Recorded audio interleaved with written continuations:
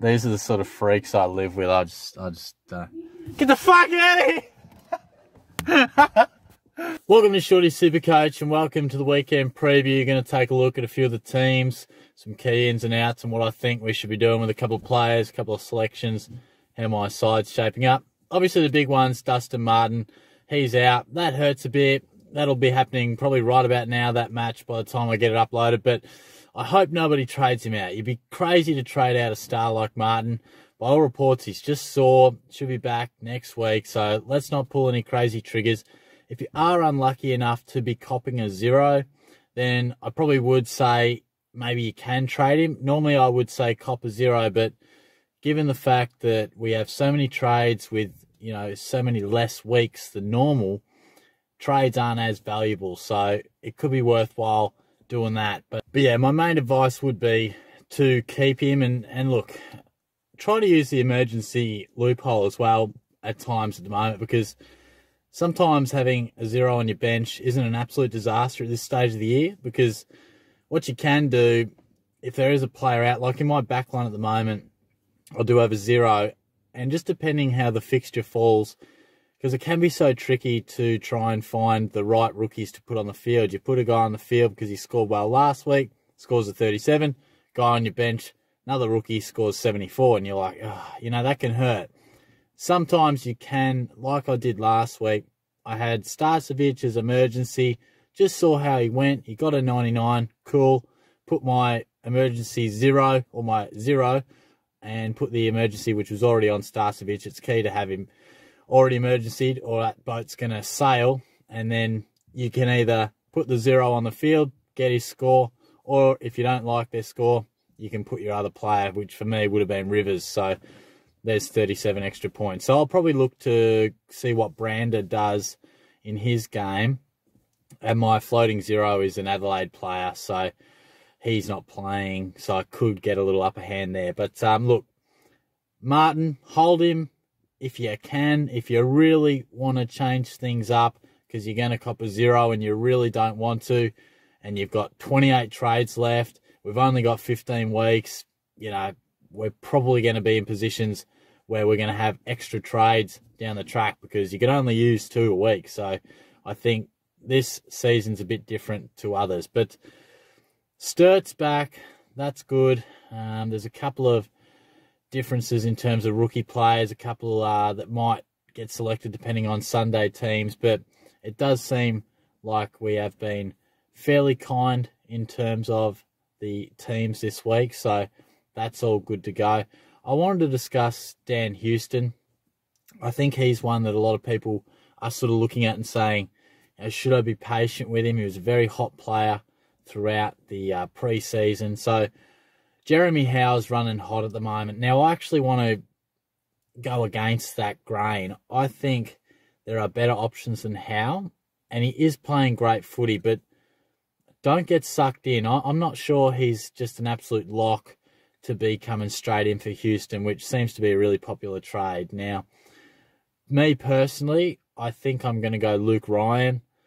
I can only really afford, so I'm going to trade out Tom Green because obviously really promising pre-season, played round 1. A few Giants have come back. It's tougher for him to get a spot now.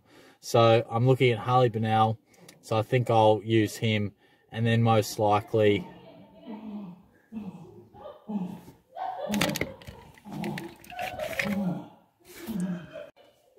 these are the sort of freaks I live with. I just get the fuck out of here!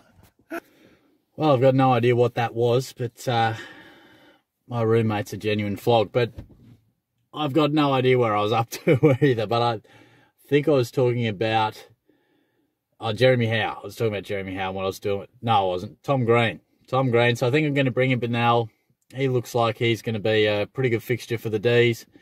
We know what he can do. Let's hope he doesn't get injured.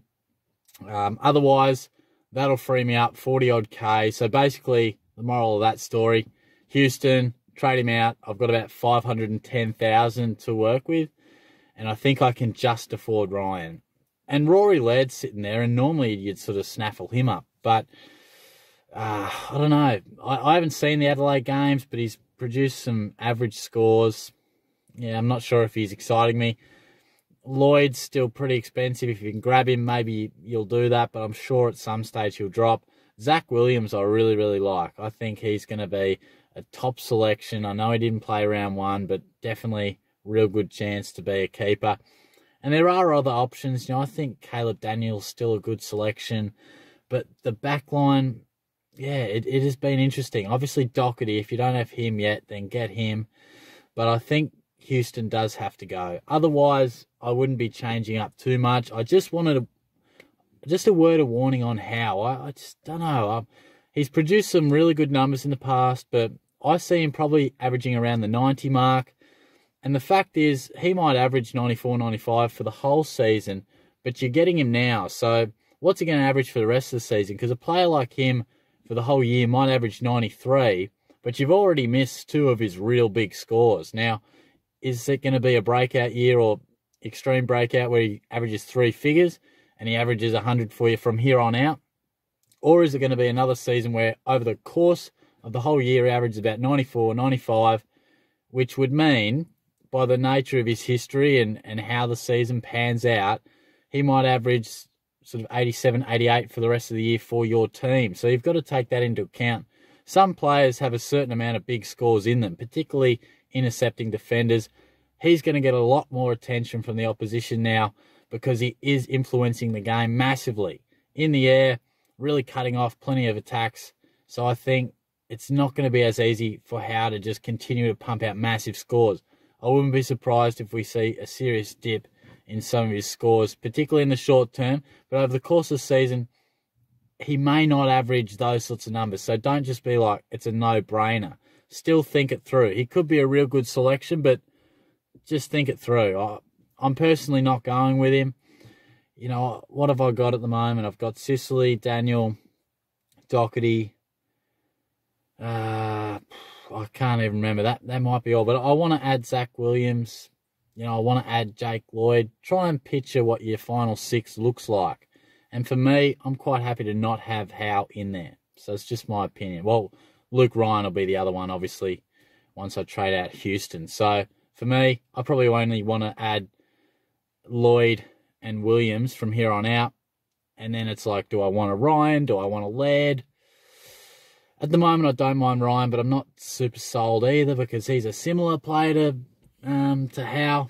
I don't know what happened round 1. He scored really poor. I watched the game against Brisbane. He looked really good.